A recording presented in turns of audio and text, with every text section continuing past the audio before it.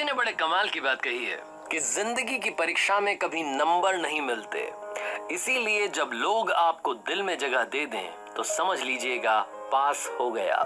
ये कहानी एक राजा की जिसके पास में बहुत बड़ा साम्राज्य था, बहुत विशाल सेना थी, कहीं कोई कमी नहीं थी, लेकिन राजा बूढ़ा हो चला था। राजा की कभी भी मौत हो सकती थी, बड़ा बीमार रहता था। इस सब के बीच में राजा ने अपने राज्य के लिए अगले उत्तराधिकारी का चुनाव किया और अगला राजा घोषित कर दिया। उसका जो बड़ा बेटा था उसको राजा चुन लिया गया।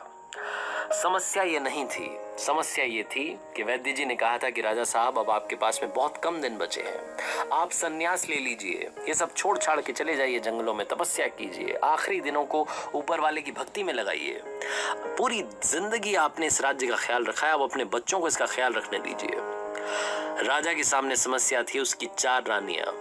राजा की 4 रानियां थी। राजा चाहता था कि इनमें से किसी एक के साथ में संन्यास ले लिया जाए। चौथी रानी जिससे सबसे आखिरी में शादी की थी, जिससे बेइंतहा मोहब्बत थी, नया नया प्यार हुआ था, उसके कक्ष में पहुंचा, उसके राजमहल में पहुंचा और जाकर के बड़ी उम्मीद से कहा कि रानी मैं अब संन्यास लेना चाहता हूं, क्या आप मेरे साथ में जंगलों में चलने के लिए तैयार हैं?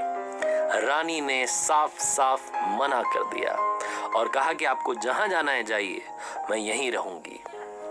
राजा को समझ में नहीं आया कि मेरे मुंह पर बेइज्जती हो गई, मैंने इतना प्यार किया, इतना ख्याल रखा और मुझसे कहा जा रहा है कि आप जाइए जहां जाना है। राजा मुंह लटका करके उस कक्ष से, उस राजमहल से बाहर निकला और तीसरी रानी के राजमहल में पहुंचा। यहां बड़ी उम्मीद से जा रहा था, यहां भी मोहब्बत बाकी थी। जाकर के उस तीसरी रानी से कहा कि आपसे बेइंतहा मोहब्बत करते हैं, बहुत सारा प्यार करते हैं, क्या आप हमारे साथ में जंगलों में चलने के लिए तैयार हैं? हम अपनी जिंदगी के आखिरी दिनों को जंगलों में बिताना चाहते हैं, संन्यास लेना चाहते हैं।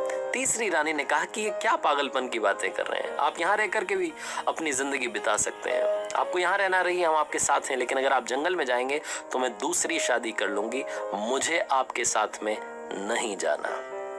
राजा यहाँ से भी मायूस होकर के, उदास होकर के दूसरी रानी के, जो दूसरी रानी थी, इससे दूसरी शादी की थी, उनके कक्ष में, उनके राजमहल में पहुंचा। बड़ी उम्मीद से जा रहा था, मन ही मन सोच रहा था कि दूसरी रानी बड़ी बुद्धिमान है।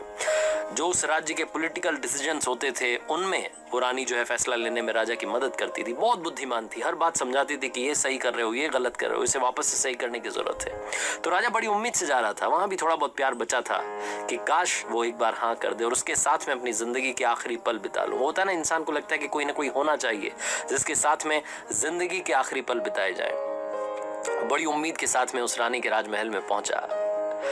उस रानी से जाकर के वही बात कही जो बाकी रानियों से कह रहा था कि रानी मैं जंगल में जाना चाहता हूँ, संन्यास लेना चाहता हूँ, जिंदगी के आखिरी पल बचे हैं, इन्हें बिताना चाहता हूँ, क्या आप मेरे साथ चलने के लिए तैयार हैं? दूसरी रानी ने कहा कि राजा साहब बड़ा मन था आपके साथ चलने का, लेकिन नहीं चल पाऊंगी, आपके सारे फैसलों में आपका साथ दिया, लेकिन यहाँ आपका साथ नहीं दे पाऊंगी। एक काम कर सकती हूँ, मैं भी आपसे प्यार करती हूँ, जब आप इस दुनिया को छोड़ करके चले जाएंगे तो आपका अंतिम संस्कार करवा दूंगी, सारे अरेंजमेंट्स कर दूंगी, आपको परेशान नहीं होना है, आप निश्चिंत होकर के जाइए जंगल में, आपको जो करना है तपस्या करना है कीजिए, सन्यासी बनना है बनिए, आपके जो आखिरी अंतिम संस्कार के कार्य होंगे बिल्कुल शाही अंदाज में होंगे, आप इस बात की चिंता मत कीजिएगा। राजा वहां से भी मायूस होकर के, उदास होकर के लौट रहा था कि अचानक से एक आवाज आई कि राजा साहब चलिए, कहां चलना है? मैं आपके साथ में चलने के लिए तैयार हूं, आप बताइए कि कितने दिन जंगलों में बिताने, मैं आपके साथ में चलने के लिए तैयार हूं। राजा ने मुंह उठा करके देखा तो उस राजमहल के दरवाजे पर एक कमजोर सी स्त्री खड़ी थी जिसके शरीर पर कोई गहना नहीं था। वो थी राजा की पहली पत्नी, राजा की पहली रानी, जिससे सबसे पहली शादी हुई थी, जिससे बेइंतहा मोहब्बत एक वक्त में की थी, लेकिन उसके बाद रानियां आती चली गईं। वो पहली रानी जिसकी केयर करने की जरूरत थी, जिसका ख्याल रखना था, राजा ने बिल्कुल केयर नहीं की। वो कह रही थी कि मैं आपके साथ चलने के लिए तैयार हूं। राजा को मन ही मन बुरा लगने लगा और लगा कि शायद वो जानता था कि ये पहली रानी ही उसका साथ देगी, बाकी की रानियां मना कर देंगी। उस पहली रानी के साथ में सन्यास की तरफ चल पड़ा। ये कहानी राजा और उसकी 4 रानियों की नहीं है, ये कहानी मेरी, आपकी, हम सब की है। ये कहानी उन 4 रानियों की है जिनके बारे में आपसे बात करना चाहता हूँ। चौथी रानी यानी कि आपका शरीर, जिसके बारे में आप दिन रात सोचा करते हैं कि कैसे इसको फिट रखा जाए, किस तरीके से शानदार बनाया जाए, गोरा हो जाए, किस तरीके से रंग बदल ले, बहुत सारी चीजों के बारे में हम सोचते हैं शरीर की, लेकिन ये आपके साथ नहीं जाने वाला।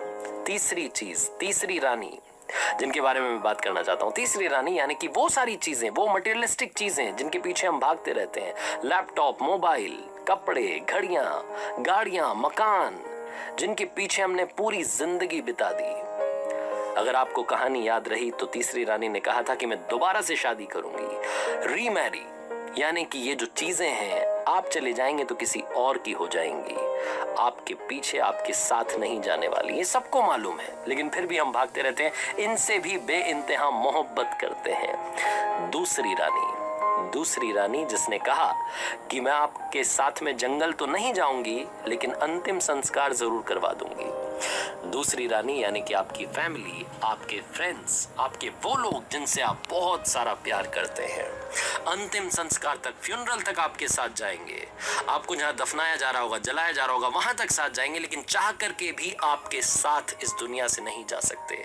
बिल्कुल साथ साथ नहीं जा सकते, पॉसिबल ही नहीं है। इसीलिए उसने कहा कि मैं आपके साथ में आपके अंतिम संस्कार तक साथ दूंगी, उसके आगे साथ नहीं दे पाऊंगी।